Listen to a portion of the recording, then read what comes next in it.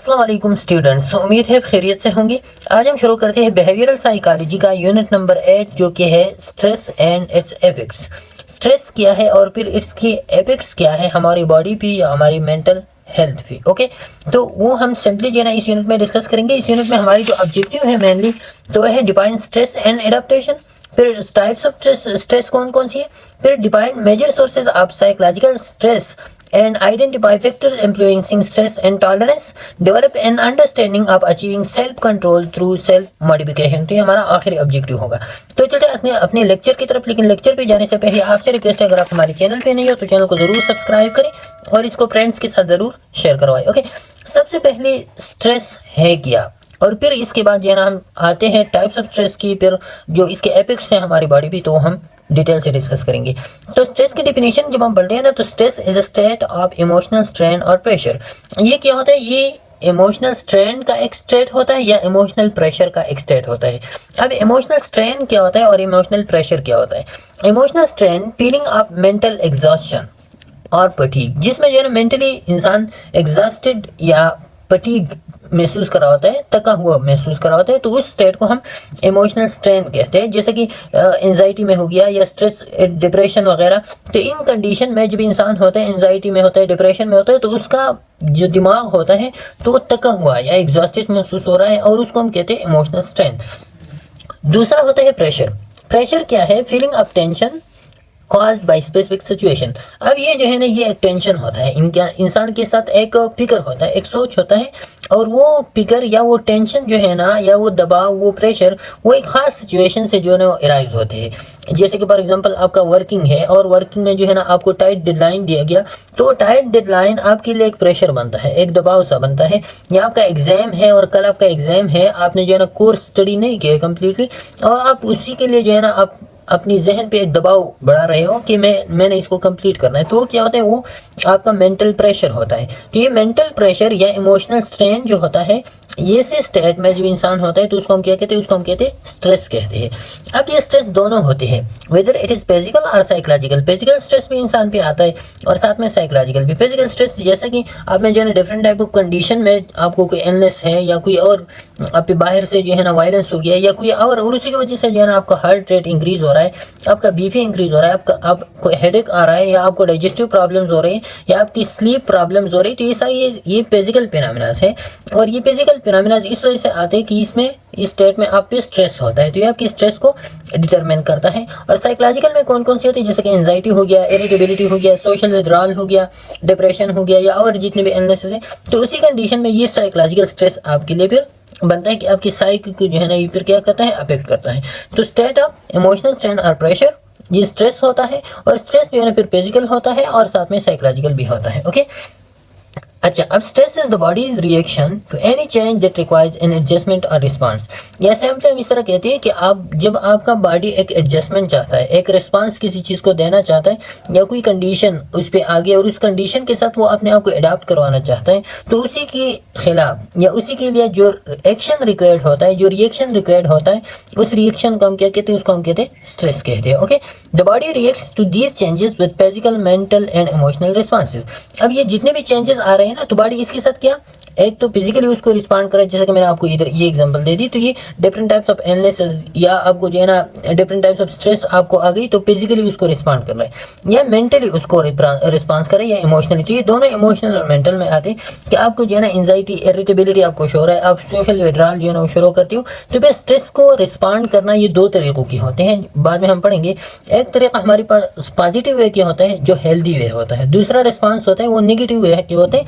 लेकिन दोनों पॉजिटिव और नेगेटिव इन तीनों कैटेगरीज के अंडर आते हैं, फिजिकल, मेंटल और इमोशनल। बाद में पढ़ेंगे, आपको समझ आ जाएगा। अच्छा, टाइप्स ऑफ स्ट्रेस कौन कौन से है, तो दो मेनली टाइप्स ऑफ स्ट्रेस होते हैं। एक को हम कहते हैं डे स्ट्रेस, दूसरे को हम कहते हैं ईव स्ट्रेस। डे स्ट्रेस जिसको हम बैड स्ट्रेस भी कहते हैं या नेगेटिव टाइप ऑफ स्ट्रेस भी इसको हम कहते हैं। अब नेगेटिव ये क्यों होता है, क्योंकि इसमें क्या होता है, stress due to excess of adaptive demands placed upon us.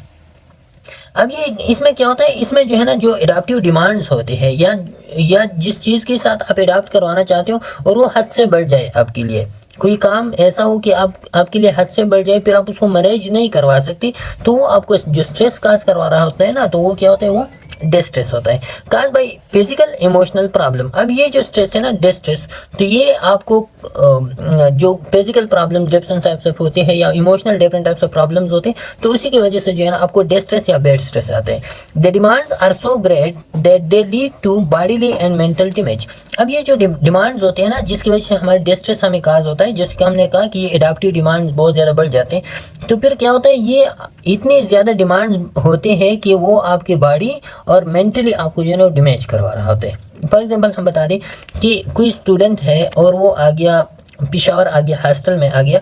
अब हॉस्टल में जो है ना उसको एडाप्ट करना, मतलब एक मसला वो एडाप्ट कर लेगा, दूसरा मसला वो एडाप्ट कर लेगा, तीसरा मसला वो एडाप्ट कर लेगा, लेकिन जब मसले बहुत ज़्यादा बढ़ जाते हैं और वो मसले उसके लिए इतना बन जाए कि उसको बॉडीली और मेंटली जो डैमेज करवाना शुरू करे, तो फिर वो क्या होता है, वो स्ट्रेस का शिकार होता है।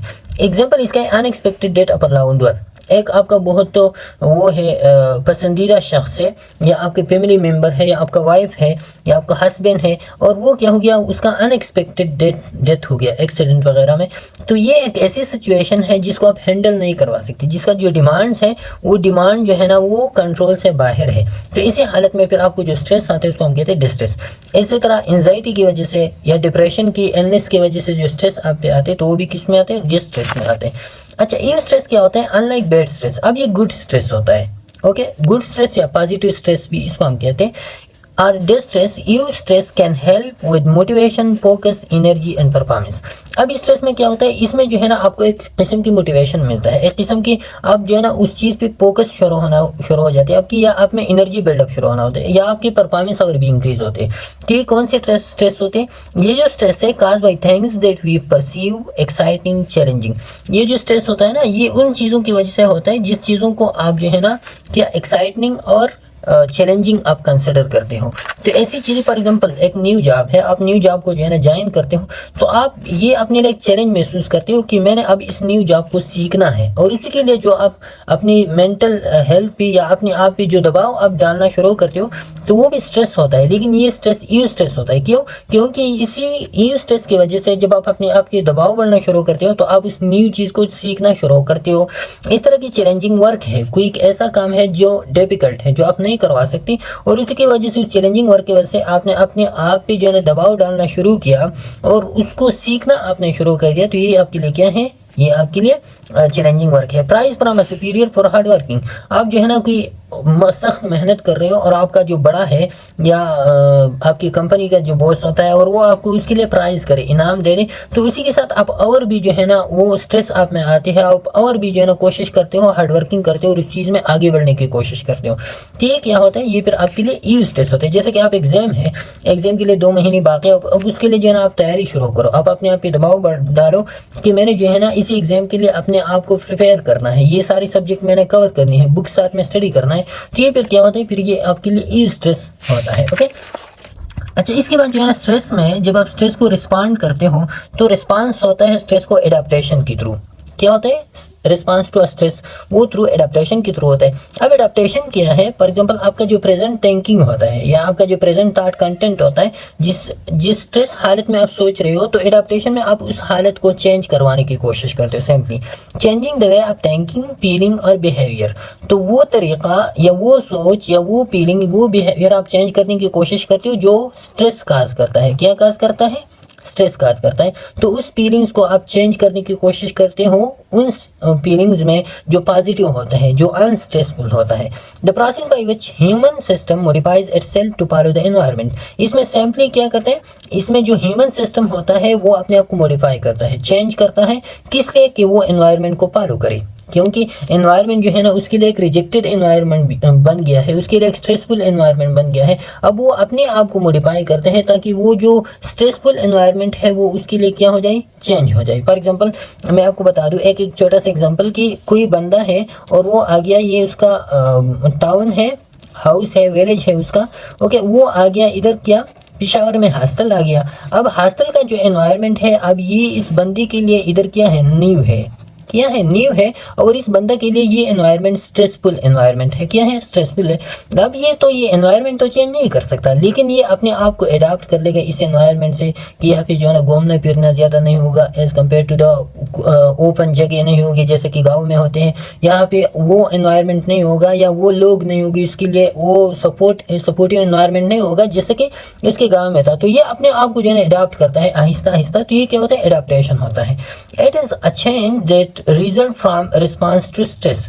अब ये एडाप्टेशन क्या होता है, ये एडाप्टेशन वो चेंज होता है जो आप स्ट्रेस को रिस्पॉन्ड करवाना चाहते हो। सिंपली मैंने शुरू में कहा कि स्ट्रेस को हम किस तरह रिस्पॉन्ड करते हैं, तो उसके लिए हम क्या यूज़ करते हैं, उसके लिए हम एडाप्टेशन यूज़ करते हैं। अब एडाप्टेशन मेनली दो टाइप्स के होते हैं, एक को हम कहते हैं पॉजिटिव एडाप्टेशन, दूसरे को हम कहते हैं नेगेटिव एडाप्टेशन।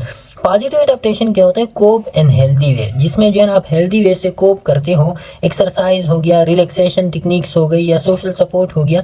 तो जब आप पे स्ट्रेस आता है और उस स्ट्रेस को जो है ना आप थ्रू एक्सरसाइज खत्म करना चाहते हो, through different types of relaxation techniques है, मेडिटेशन है, योगा है, टाई शाई है, different types of relaxation technique है, डीप ब्रीथिंग है। तो ये क्या है, ये रिलैक्सेशन टेक्निक, ये पॉजिटिव टेक्निक है। या सोशल सपोर्ट आप लेना चाहते हो, आप फ्रेंड के साथ बाहर घूमने के लिए जाते हो, या गाँव में जो है ना किसी और के साथ चलने फिरने जाते हो, तो ये क्या होता है, ये आपका पॉजिटिव एडाप्टेशन है। दूसरा एडाप्टेशन है नेगेटिव एडाप्टेशन है कि जब आप पे स्ट्रेस आ जाए और आप उसको जो है अनहेल्दी वे से कोप करते हो। फॉर एग्जांपल किसी बंदे पे जो है स्ट्रेस आ गया, कोई लाउड वन जो है ना वो मर गया और वो सब्सटेंस अब्यूज की तरफ चलता है, या अनहेल्दी ईटिंग जो है ना वो शुरू करते हैं, तो इसके लिए नेगेटिव एडाप्टेशन होता है। अच्छा, अब सोर्सेस ऑफ स्ट्रेस कौन कौन सी है, कौन कौन सी चीज़ें जो है ना वो सोर्स स्ट्रेस causing factors बन सकती हैं। ओके, तो psychological stress can rise from a wide range of sources and what is stressful for one person may not be the same for another। एक बंदे के लिए जो चीज़ स्ट्रेसफुल होता है तो हो सकता है कि वो दूसरी बंदे के लिए स्ट्रेसफुल नहीं हो, क्योंकि हर एक बंदे का अपना अपना वो होता है, एक माइंड सेट होता है। हर एक बंदे का जो मेंटल लेवल होता है, जो कोपिंग स्किल्स होते हैं वो डिफरेंट होते हैं। Okay, however some major sources of psychological stress include, लेकिन जो नॉर्मली हम लेते हैं ना और जो एवरेज पे हम लेते हैं, तो वो एवरेज वाली जो सोर्सेज है वो हम इधर बयान करते हैं। बाकी हर एक बंदी का जो लेवल ऑफ स्ट्रेस होता है, जिसके थ्रू वो स्ट्रेस लेता है, तो वो डिफरेंट होता है। अच्छा, सबसे पहले वाला जो स्ट्रेस है वो है work related stress. Work related stress में क्या, this can be result from excessive workload, long hours, tight deadlines, job insecurity, difficult coworkers और सुपरवाइजर एंड अदर को रिलेटेड फैक्टर्स। तो ये क्या होता है, ये एक्सेसिव और लोड से लॉन्ग हॉर्स के लिए, लंबे वक्त के लिए आप काम करते हो, या आपको जो है ना आपका बॉस आपको टाइट डेडलाइंस देते हैं, या जॉब इनसिक्योर होते हैं। फॉर एग्जांपल किसी का कॉन्ट्रैक्ट पे जॉब है या किसी प्राइवेट जगह पे जॉब है, तो वहाँ पे जो है ना उसके साथ ये स्ट्रेस होता है कि अगर मैं थोड़ा सा भी गलती करूँ या मैं छुट्टियाँ मामूली सी छुट्टी भी ज़्यादा करूँ तो मेरा जॉब चल सकता है। ओके, और डिफिकल्ट कोवर्कर्स होते हैं या सुपरवाइजर होते हैं या और कोई वर्क रिलेटेड जितने भी फैक्टर्स होते हैं ना जो उसके लिए स्ट्रेसफुल साबित हो सकते हैं, तो क्या, तो वर्क रिलेटेड फैक्टर्स होते हैं।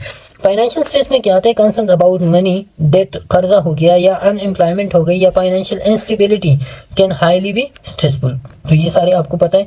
अच्छा, रिलेशनशिप इश्यूज में क्या आता है, problems with family members, friends, romantic partners और divorce can lead to significant psychological factor. तो ये स्ट्रेस, तो ये भी जो है ना रिलेशनशिप इश्यूज भी बन सकते हैं साइकोलॉजिकल स्ट्रेस का एक फैक्टर। अच्छा, फिर हेल्थ रिलेटेड स्ट्रेस में सीरियस इलनेस है, किसी को जो है ना टीबी है, किसी को जो है ना HIV है, या और जो डिजीज़ है, तो उसके लिए बहुत ज़्यादा स्ट्रेसफुल साबित हो सकते हैं। क्रॉनिक हेल्थ कंडीशंस हो गई, डिफरेंट टाइप्स ऑफ डायबिटीज़ है, हाइपरटेंशन है, और इसी की वजह से स्ट्रेस आ सकते हैं। And concern about one's health और the other loud ones can be stressful, या किसी और हेल्थ के बारे में जो है ना, किसी और की बीमारी के बारे में, फॉर एग्जांपल आपका कोई भाई है, आपका अम्मी है, या आपका अब्बू है और वो क्या है, वो बीमार है, तो आपके लिए भी बहुत ज़्यादा स्ट्रेसफुल साबित हो सकता है।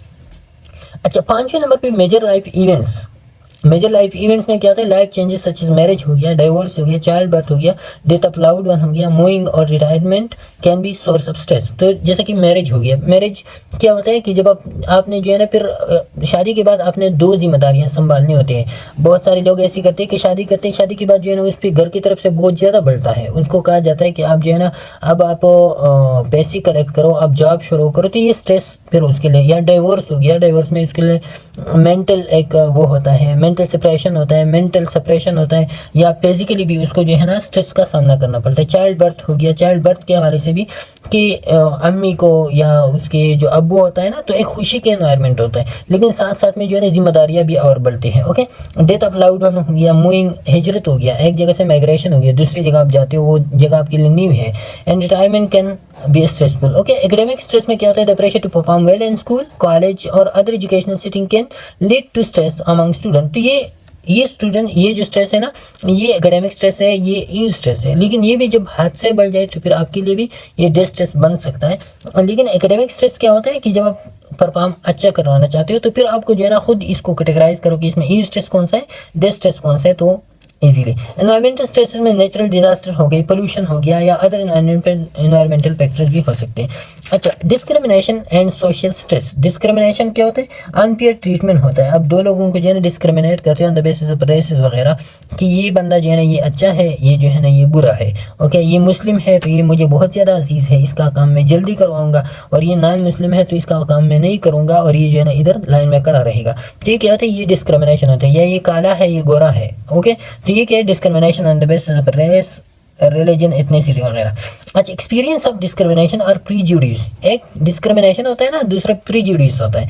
प्रीजुडिस क्या होता है कि आपका एटीट्यूड्स खराब हो किसी के साथ, या आप जो है ना preconceived opinion not based on actual experience. आप जो है ना किसी के बारे में पहले से राय देते हो कि ये तो इस तरह की इसका फ्यूचर तो ख़राब होने वाला है, या आप जो है ना आप इस तरह कहते हो कि आप किसी के बारे में एक ऐसे ओपिनियन देते हो जो ओपिनियन एक्चुअल एक्सपीरियंस पे बेस नहीं करता, या जो सच नहीं होता। बायस डिसीजन जब आप लेते हो ना, तो उसको हम क्या कहते हैं, उसको मतलब प्रीजुडिस। अब ये जो है ना डिस्क्रिमिनेशन, और इसमें मेन फर्क क्या होता है कि डिस्क्रिमिनेशन जो है ना ये होता है एक्शन होता है, और प्रीजुडिस ये होता है आपके एटीट्यूड्स। ये एटीट्यूड आपकी तब्दील हो सकते हैं डिस्क्रिमिनेशन में। ओके, अच्छा, experience of discrimination or prejudice can result in chronic stress, especially in marginalized or minority groups। तो जो डिस्क्रिमिनेशन या प्रीजुडिस आप शो कर रहे हो किसी के साथ, तो वो बंदा जो है ना वो क्या होता है, स्ट्रेस में चल सकता है। स्पेशली वो ग्रुप्स जो मार्जिनलाइज हो, मार्जिनलाइज मतलब वो सब्जेक्टेड टू मल्टीपल डिस्क्रिमिनेशन हो, जैसे कि हमारी सोसाइटी में ख्वाजा सरा, ये वाली जो है ना ये मार्जिनलाइज ग्रुप इसको समझा जाता है कि इसके साथ बहुत ज़्यादा डिस्क्रिमिनेशन हो रहा है हमारी सोसाइटी में। या माइनॉरिटीज़ हो गई, जो अकलियत ग्रुप होते हैं, नॉन मुस्लिम्स हो गए, तो ये ऐसे मार्जिनलाइज और माइनॉरिटी ग्रुप्स की ये डिस्क्रिमिनेशन के साथ को ज़्यादा एक्सपोज होते हैं, तो इन लोगों को स्ट्रेस बहुत ज़्यादा लग सकता है। अच्छा, फिर ट्रॉमा है एक्सपीरियंसिंग और witnessing traumatic events such as accident हो गया, वायलेंस हो गया, एब्यूज हो गया, can lead to post traumatic stress disorder, PTSD, जो हमने मेंटल हेल्थ में डिटेल से पढ़ा है। जो पीटीएसडी पोस्ट ट्रॉमेटिक ट्रॉमा के बाद जो स्ट्रेस आपको लगता है इन ट्रॉमास के बाद, तो उसको हम ट्रॉमेटिक स्ट्रेस या पोस्ट ट्रॉमेटिक स्ट्रेस डिसऑर्डर भी कहते हैं। अच्छा, डेली हेजल्स मतलब डेली जो छोटी मोटी डिफिकल्टीज होते हैं ना, हेजल छोटी मोटी डिफिकल्टी जो डेली आपके सामने आती है, तो ये छोटी मोटी difficulty, minor daily irritation and inconveniences, irritations मतलब बेचैनी, और इनकन्वीनियंस मतलब different problems, can accumulate and lead to stress over time. तो ये छोटी छोटी वो आती है दिल में जो है ना, ये बंदा रख लेता है और आखिर में ये एक बड़ा गोला बनाता है, और इससे जो है ना फिर क्या होता है, फिर स्ट्रेस काज होता है। केयर गिवर स्ट्रेस क्या होता है, जो केयर करते हैं, पेशेंट्स की करते हैं, या घर में कोई वो होते हैं खादिम वगैरह होते हैं, केयर गिवर स्ट्रेस। तो providing care for loud one with a chronic illness और disability can be emotionally and toxically physically taxing. तो क्या होता है कि क्रॉनिक इलनेस का कोई पेशेंट है, उसको आप केयर प्रोवाइड करते हो घर में, या कोई डिसेबल बंदा है उसको आप केयर प्रोवाइड कर रहे हो, तो ये भी फिजिकली और इमोशनली दोनों देना बहुत ज़्यादा डिफिकल्ट होता है। ओके, अच्छा, फिर इसके बाद जो है ना social and peer stress. Social and peer stress में कहता है कंफर्मिंग टू सोसाइटल और peer expectation can lead to stress. अब आप ये कोशिश करना चाहते हो, जो पर्टिकुलरली एडोलेसेंट्स और यंग एडल्ट्स होते हैं, कि वो क्या करना चाहता है कि वो जो है ना अपने एल्डर को या अपनी सोसाइटी की जो एक्सपेक्टेशन है उस पर पूरा उतरने की कोशिश करता है।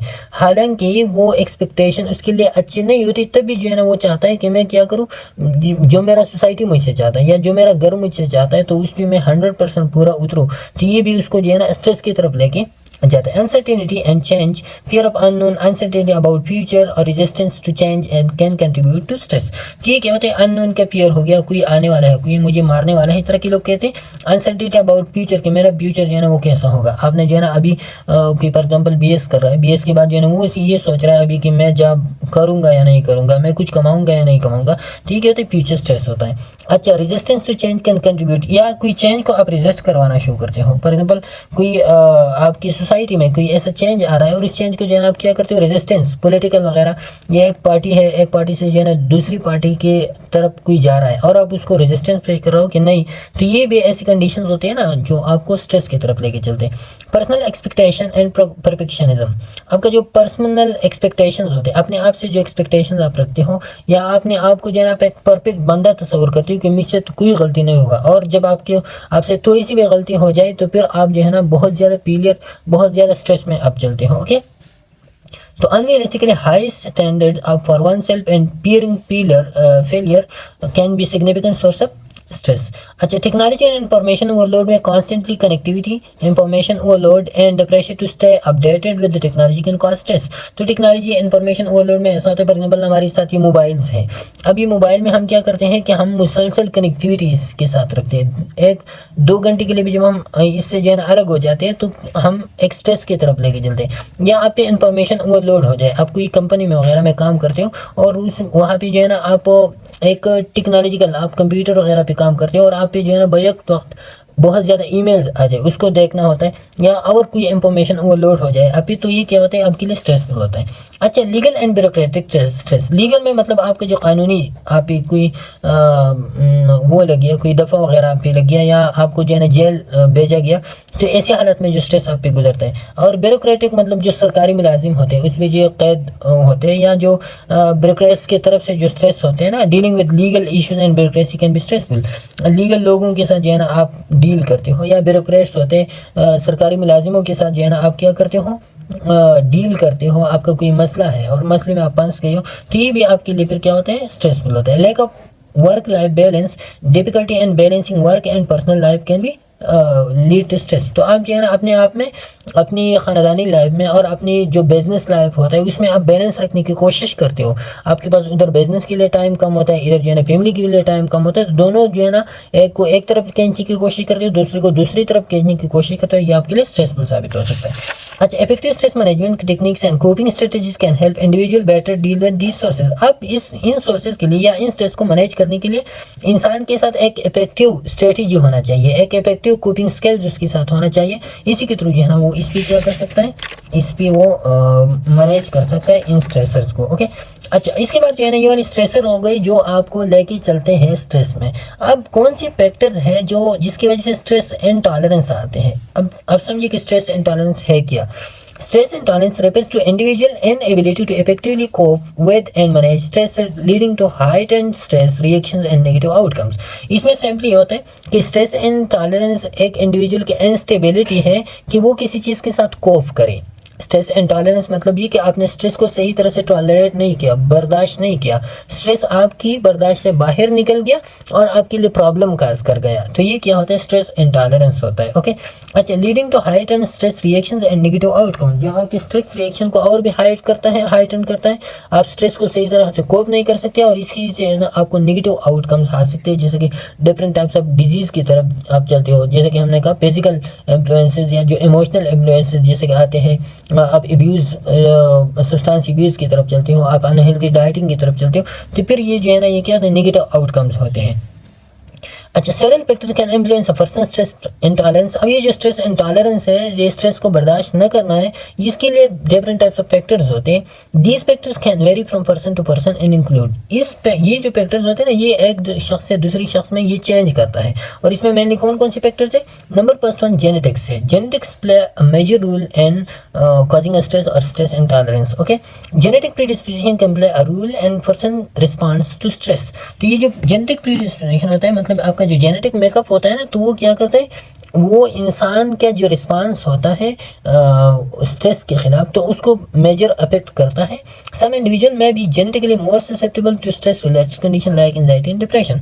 कुछ इंडिविजुअल ऐसे होते हैं ना जो जेनेटिकली बहुत ज़्यादा एक्सपोज होते हैं, बहुत ज़्यादा सेंसिटिव होते हैं, मामूली से प्रेशर उस पर आते हैं तो उसके लिए जो है ना वो बहुत ज़्यादा वो होता है, सेंसिटिव होता है। लेकिन और इसका एक एग्जांपल फॉर एग्जांपल एक सेरोटोनिन है। सेरोटोनिन जिसका आपको पता है कि मूड हार्मोन है, जिसकी वजह से मूड बेहतर हो सकता है, अगर ज़्यादा मकदार में हो कम मकदार में तो मूड जो है ना वो डिप्रेस होता है। तो अब ये सेरोटोनिन ट्रांसपोर्टर जीन, ये 5-HTT ये एक जीन है। अब इस जीन का काम क्या होता है, ये CRH वो करता है, मतलब मूड एंड इमोशंस में जो है ना इसका मेन काम होता है। और ये जो मूड और इमोशन में इसका मेन काम होता है, जो मूड इमोशन में, तो ये मूड और इमोशन के थ्रू ये क्या करता है, ये डिप्रेशन की तरफ और एंजाइटी की तरफ जो है ना वो इंसान को लेके चलता है। तो मूड और इमोशन में इसमें चेंज आते हैं, जब इसमें चेंज आते हैं ना तो ये क्या करता है, सेरोटोनिन ट्रांसपोर्टर जीन ये रिलीज़ करता है आपका जो कार्टिकोट्रोपिन रिलीजिंग हार्मोन होते हैं ना, उसको रिलीज़ करते हैं, जो कार्टिसोल है, एड्रेनलिन है, उसको रिलीज़ करते हैं। इसकी वजह से जो है ना आपकी मूड और इमोशन जो है ना वो जब वो ज़्यादा रिलीज़ हो जाए तो आपका मूड इमोशन अच्छे होते हैं, कम रिलीज़ हो जाए तो आप जो है ना फिर क्या होता है, डिप्रेशन और एंजाइटी में चलते हो। ओके, तो ये सेरोटोनिन, ये जेनेटिक फैक्टर जो होते हैं ना, ये जो सेरोटोनिन का ये जो हार्मोन है ये अफेक्ट करता है आपकी सेरोटोनिन लेवल को, आपकी कार्टिकोट्रोपिन लेवल को, आपकी कार्टिसोल लेवल को, एड्रेनलिन लेवल को, इसका अफेक्ट करता है। तो जेनेटिक का बहुत ज़्यादा रोल होता है। दूसरा, चाइल्डहुड एक्सपीरियंसेस, आपने जो बचपन में जो आपके एक्सपीरियंसेस रह चुके होते हैं ना, early life experiences including exposure to trauma, neglect, abuse can influence a person's ability to tolerate stress in adulthood. For example, आप जो है ना बचपन में ही आप जो है ना ट्रॉमा को एक्सपोज हो चुके हो बहुत ज़्यादा, या आप जो है ना नेग्लेक्ट, बहुत ज़्यादा लोगों ने आपका नेग्लेक्ट किया हो, या आपने सब्सटेंस अब्यूज़ किया हो, आपने नशा वगैरह किया हो, तो ये क्या करता है, आपकी एबिलिटी को स्ट्रेस टॉलरेंस के लिए वो क्या करता है, वो चेंज करता है।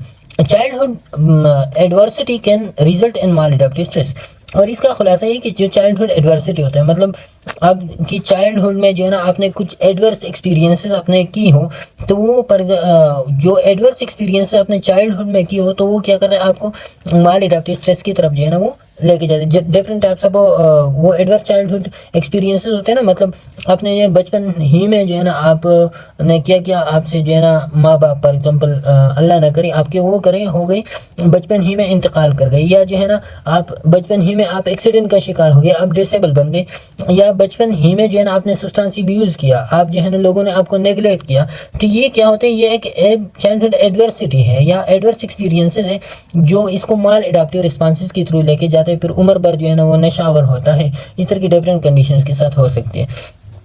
इसके बाद फिर पर्सनालिटी ट्रेट्स है। Personality traits, certain personality traits such as neuroticism और परफेक्शनिज्म। न्यूरोटिसिज्म क्या होता है, इमोशनल इंस्टेबिलिटी होता है, या इंसान इसमें जो है ना नेगेटिव फीलिंग्स करते हैं न्यूरोटिसिज्म में, या अपने आप को जो है ना परफेक्शनिस्ट आप समझते हो कि मैं जो है ना मैं तो मुकम्मल हूँ, मुझसे कोई गलती नहीं हो सकता। तो ये ऐसी, और न्यूरोटिसिज्म में इंसान नेगेटिव फीलिंग्स करते हैं, इमोशनली अनस्टेबल होता है, different types of negative feeling ख्यालात उसके जहन में आते हैं। तो ये न्यूरोटिसिज्म और परफेक्शनिज्म जो है ना, ये जो दो ऐसी पर्सनालिटी ट्रेट्स हैं जो आपको स्ट्रेस की तरफ लेके चलते हैं, क्योंकि इसमें जो है ना आप अपने आप को परफेक्ट समझते हो, आप ये समझते हो कि मुझसे कोई गलती नहीं हो सकता।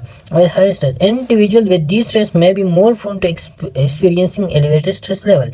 तो ये वाली जो पर्सन होते हैं ना, इसमें स्ट्रेस लेवल ज़्यादा होता है। अच्छा, mental health condition, pre existing mental health condition such as anxiety and distress, a post traumatic stress disorder can contribute to stress intolerance, this condition में भी एम्प्लीफाई स्ट्रेस रिएक्शन। तो ये सारी जो कंडीशन है मेंटल हेल्थ में जो है ना हमने डिटेल से पढ़ी है।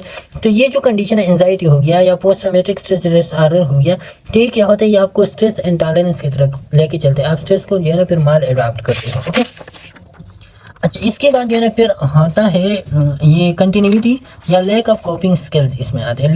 लैक ऑफ कोपिंग स्किल मतलब कोई बंदा है और इसके साथ कोपिंग स्किल्स है ही नहीं, वो जो है ना मैनेज नहीं कर सकता। तो individual with poor coping skill including problem solving, emotional regulation और social supporting skills may struggle to manage stress effectively. तो जो बंदे होते हैं जिसके पास कोपिंग स्किल्स कम होते हैं, जिसके पास जो है ना प्रॉब्लम सॉल्विंग स्किल्स उसके पास नहीं होती, या इमोशनली वो अपने आप को रेगुलेट नहीं कर सकता, जो डिफरेंट टाइप्स ऑफ कंडीशंस होते हैं, फॉर एग्जांपल कि मौत का खबर उन्होंने सुना और उसको कोप नहीं कर सकता, या कोई सोशल सपोर्ट ग्रुप उसका नहीं है अच्छी तरह। तो ये ऐसे लोग हैं जो अपनी स्ट्रेस को फिर इफेक्टिवली जो है ना मैनेजमेंट में उसको मुश्किल आते हैं। अगर ये चीज़ें वो अच्छी तरह से हैंडल करते तो वो स्ट्रेस को इफेक्टिवली मैनेज कर सकता है, अगर नहीं करती तो फिर इफेक्टिवली मैनेज नहीं कर सकता। अच्छा, सोशल सपोर्ट में the presence of strong supportive network including friends and family can buffer the impact of stress conversely अलग। तो ये क्या होता है कि the present strong supporting network, आपके पास जो है ना सपोर्टिंग नेटवर्क है, जिसमें आपके फ्रेंड्स आते हैं, फैमिली आते हैं, आपके विलेजर्स आते हैं, साथ में जो है ना वो आपकी जो स्ट्रेस होता है उसके इम्पैक्ट्स को बफर करता है, लेसन करता है या कम करता है या सब्टन करता है आपकी स्ट्रेस को। जैसे कि आपने देखा हो ना, किसी को जब आपको स्ट्रेस आ जाए तो आप फ्रेंड से मिलते हो, फैमिली से मिलते हो, उनके साथ बात शेयर करते हो और आपका स्ट्रेस कम होता है। Okay, consider lack of social support can contribute to stress intolerance. और जब ये सपोर्ट्स नहीं हो तो आपको स्ट्रेस इंटॉलरेंस की तरफ आप चल सकते हो। अच्छा, एनवायरमेंटल फैक्टर में external stressor such as financial instability, job insecurity in living with high crime area can increase stress level and contribute to stress intolerance. तो ये सारी कंडीशन ऐसी जो आपको स्ट्रेस इंटॉलरेंस की तरफ लेके चलते हैं। क्रॉनिक स्ट्रेस एक्सपोजर, जो हमने पहले भी डिटेल से पढ़ा था कि prolong exposure to stress especially without sufficient periods of rest and relaxation can lead to chronic stress and reduce a person's tolerance for additional stressors। तो अब ये है कि आपके पास अगर कोई स्ट्रेसर है और स्ट्रेसर छोटा भी है लेकिन कंसिक्वेंटली जो है ना आप उसको एक्सपोज हो रहे हो, फॉर एग्जांपल आपकी जो है ना कॉलेज में या आपकी वर्किंग एरिया में छोटी छोटी से स्ट्रेसर है लेकिन कंटिन्यूसली आप उसको एक्सपोज हो रहे हो, तो ये क्या करता है, ये आपको ये स्ट्रेस आपके लिए क्रॉनिक स्ट्रेस बन सकता है और आपको जो है ना स्ट्रेस इंटॉलरेंस की तरफ लेके चलते हैं। लाइफस्टाइल फैक्टर में unhealthy lifestyle choices such as poor diet, lack of exercise, excessive alcohol abuse and inadequate sleep can increase stress intolerance. Work related factor में high pressure job, excessive workload, long hours, लंबे अरसे तक आप काम करते हो या आपका जो है ना टाइट डेडलाइंस होते हैं, work place complex can all contribute to stress intolerance. Okay, अच्छा फिर इसमें जो है ना resilience and adaptability. Resilience and adaptability में क्या होता है, some individual resilience and specifically flexibility को, एडाप्टेबिलिटी जो हमने डिटेल से अभी पढ़ा, तो ये some individual possess higher level of resilience and adaptability allowing them to bounce back from stress more effectively. तो जब आप में रेजिलियंस हो, वो हो, फ्लेक्सिबिलिटी आप में हो। फ्लेक्सिबिलिटी का मतलब है कि आपको नुकसान हो गया, अब दोबारा जो है ना शुरू में आ गई, दोबारा आपने चीज़ को शुरू किया। एडाप्टेबिलिटी क्या होता है कि आपको जो है ना नुकसान हो गया, आप जो है ना उस एनवायरनमेंट के साथ अपने आप को एडाप्ट करते हो, कोई बात नहीं ये तो हो गया लेकिन ये इस तरह का होता है और आपने अपने आप को एडाप्ट कर लिया। ओके, अच्छा attitude and mindset. Attitude and mindset में पेसिमिस्टिक और negative outlook on life can make it more challenging to cope with stress. कोई पेसिमिस्टिक बंदा है, जो नेगेटिव आउटलुक किसी बंदा का होता है, मतलब एक चीज़ की डार्क कर एस्पेक्ट को हमेशा देखते हैं, तो ऐसे लोग क्या होते हैं, इसको स्ट्रेस कोपिंग में बहुत ज़्यादा क्या होते हैं, मुश्किलात आते हैं। While a positive attitude and optimism can enhance stress intolerance, stress tolerance. तो जो वो होते हैं ना पॉजिटिव एटीट्यूड वाले बंदे होते हैं, तो वो चीज़ के पॉजिटिव एस्पेक्ट को देखते हैं और इसी से जो है ना उसका दिल, उसका दिमाग जो है ना वो खुश होता है और वो पॉजिटिव स्ट्रेस टॉलरेंस की तरफ पहुँचते हैं। अच्छा, अब ये आखिरी ऑब्जेक्टिव जो achieving self control through self modification.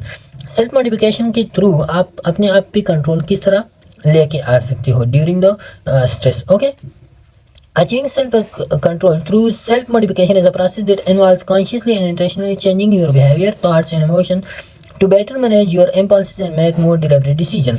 तो इसमें क्या होता है, इसमें जब आपको स्ट्रेस आता है तो उस स्ट्रेस में आपका self control through self modification आप किस तरह करते हो कि आप अपने आप को मॉडिफाई करो, उस जो चेंजेस आए हैं उस चेंज से जो है ना आप अपने आप को उसके साथ भी चेंज करो और आप क्या करो, अपने आप पे सेल्फ कंट्रोल हासिल करो। अब ये जो होता है ना, इसमें कॉन्शियसली और इंटेंशनली आप अपने बिहेवियर को, अपने थॉट्स और इमोशन को जो है ना आप क्या करते हो, उसको आप चेंज करने की कोशिश करते हो और जो प्रेजेंट कंडीशन होता है उसी के मुताबिक आप अपने आप को डालने की कोशिश करते हो। ओके, और इसमें जो है ना आप मोर डिलिबरेट डिसीजन की तरफ चलते हो। Self control essential for personal growth, achieving goals and maintaining a balance and healthy life. तो ये किसी लिए हम होता है पर्सनल ग्रोथ के लिए, गोल्स अचीव करने के लिए और एक हेल्दी लाइफ के लिए, बैलेंस लाइफ के लिए जो है ना सेल्फ कंट्रोल बहुत ज़्यादा ज़रूरी होता है कि आप में अगर कोई गम भी आप में आ जाए तो आप उसको कोप कर सकते हो, आपका अपने आप पे कंट्रोल होता है। आप में खुशी भी आ जाए बहुत ज़्यादा तो आपका अपने आप पे कंट्रोल होता है कि आप हद से न बढ़े। Here is step by step guide to developing self control through self modification. अब सेल्फ मॉडिफिकेशन के थ्रू आप सेल्फ कंट्रोल को किस तरह अचीव कर सकते हो, तो उसके लिए ये वाले पॉइंट्स हैं। सबसे पहली जो प्रॉब्लम आपको आया हुआ है ना, उस प्रॉब्लम से आप अपने आप को अवेयर करो। Self awareness is the first thing. The first step to recognise areas in your life where you lack of self control. जहाँ पे आपका सेल्फ कंट्रोल कम है, जहाँ पे आपको स्ट्रेस फील हो रहा है, तो उस एरिया को आप रिकॉग्नाइज करो। This could be over eating. अब ये जो सेल्फ कंट्रोल वाली, लो सेल्फ कंट्रोल वाली एरिया कौन कौन सी हो सकती है? तो इसके एग्जांपल, फॉर एग्जांपल कोई ओवर ईटिंग है। ओवर ईटिंग क्या होता है कि वहाँ पे आपको सेल्फ कंट्रोल नहीं होता, आपने जो है ना चीज़ ने आपको मज़ा दिया है और आप खा रहे हो, बस आपका सेल्फ कंट्रोल नहीं होता।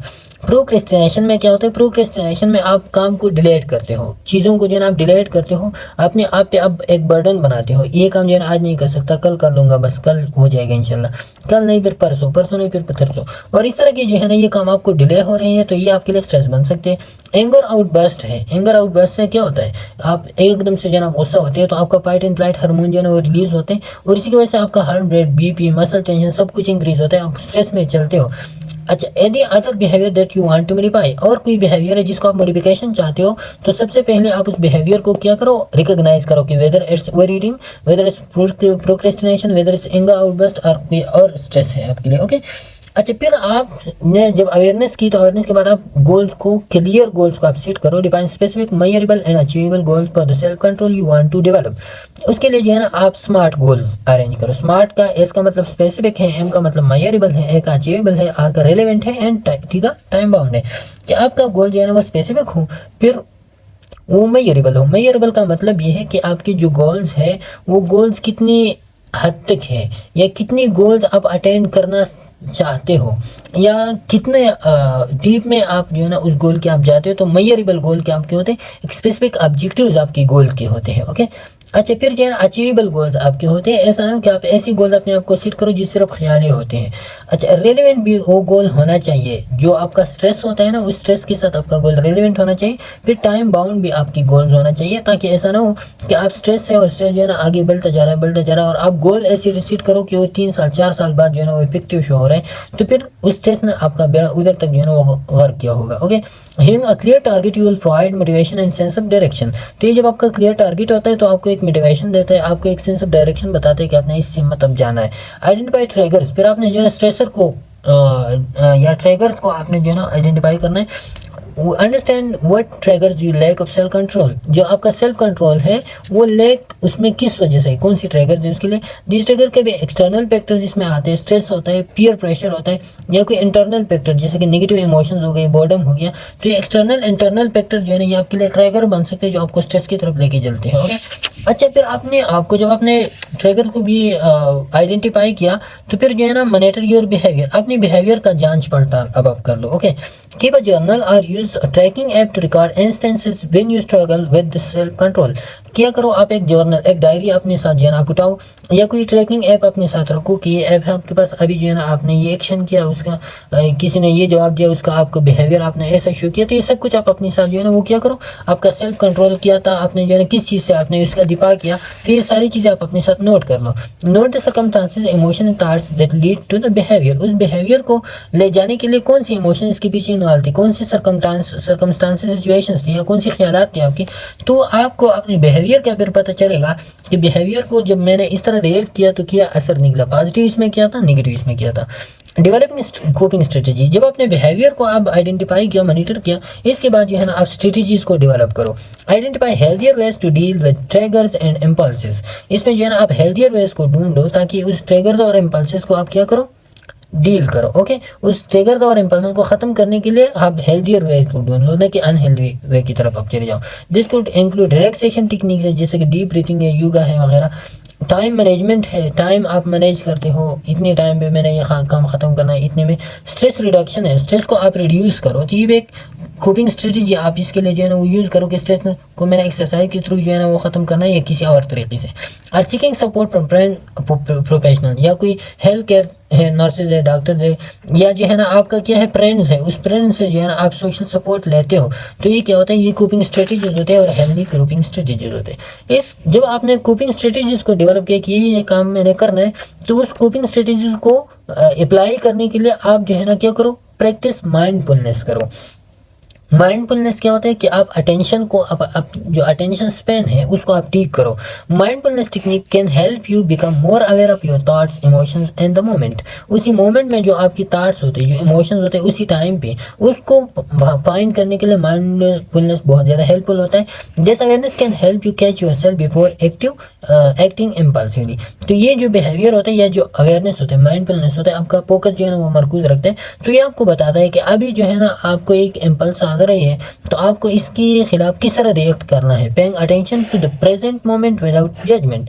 माइंडफुलनेस क्या होता है कि आप फोकस बराबर करो प्रेजेंट चीज़ों पे, और उस प्रेजेंट चीज़ों को आप ऐसे अंदाज में करो, देखो कि उसमें कोई जजमेंट वगैरह नहीं हो कि ये चीज़ अच्छा है ये बुरा है, लेकिन प्रेजेंट चीज़ों पे आप फोकस बराबर करो कि इसमें हमें क्या रिजल्ट यहाँ से मिल सकते हैं। जैसे कि मेडिटेशन हो गया, योगा हो गया, रिलैक्सेशन टेक्निक्स हो गई, तो ये सारी के सारी किस चीज़ में आते हैं फिर माइंडफुलनेस। तो ये कोपिंग स्ट्रेटेजी है, कोपिंग स्ट्रेटेजीज को आप अप्लाई करते हो किस चीज़ में, माइंडफुलनेस में। ओके, अच्छा इसके बाद जो है ना फिर बिल्ड सेल्फ डिसिप्लिन। इसके बाद आप डिसिप्लिन को बना दो अपना। Self discipline is foundation of self control. अपने आप को जो है ना क्या करो, सेल्फ कंट्रोल के लिए डिसिप्लिन बहुत ज़्यादा फाउंडेशन है। Practice delaying gratification and make choices that. तो इसमें जो है ना सेल्फ डिसिप्लिन में आप क्या करोगे, सबसे पहले तो आपका जो ग्रेटिफिकेशन है, आपके जो इमीडिएट प्लेजर जो चीज़ आपको देते हैं ना, जो इमीडिएट सेटिस्फेक्शन आपको देते हैं, तो उसको आपने डिले करना है ताकि काम हुआ ही नहीं हो और मुझे खुशी मिली। तो ये काम आप जो है ना डिले करो। साथ में and making choices that align with your long term goals rather than immediate desire. अब अपनी चॉइसेस को ऐसे बना दो जो लॉन्ग टर्म गोल पे वो चलते हो, न कि वो इमीडिएट डिजायर आपको पैदा कर रहे हो। तो ये आपकी सेल्फ डिसिप्लिन बने। सेल्फ डिसिप्लिन का मतलब है अपने आप को रेगुलराइज करो, टाइम के साथ अपने आप को रेगुलराइज करो कि अभी मैंने ये काम करना है, फिर ये काम करना है, फिर ये काम करना है। तो ये एक लॉन्ग टर्म गोल आप अपने आप के लिए सेलेक्ट करो। अच्छा, replace negative habits with positive one. आप नेगेटिव को आप खत्म करो, पॉजिटिव को अपनाओ। Instead of trying to eliminate a bad habit, focus on replacing it with healthier habit. ऐसा आप करो कि जब आप किसी चीज़ को मुकम्मल छोड़ना चाहते हो तो वो चीज़ मुकम्मल नहीं छोड़ सकते हो आप इसको जो है ना पहले किसी और चीज़ पे हो क्या अगर रिप्लेस करो।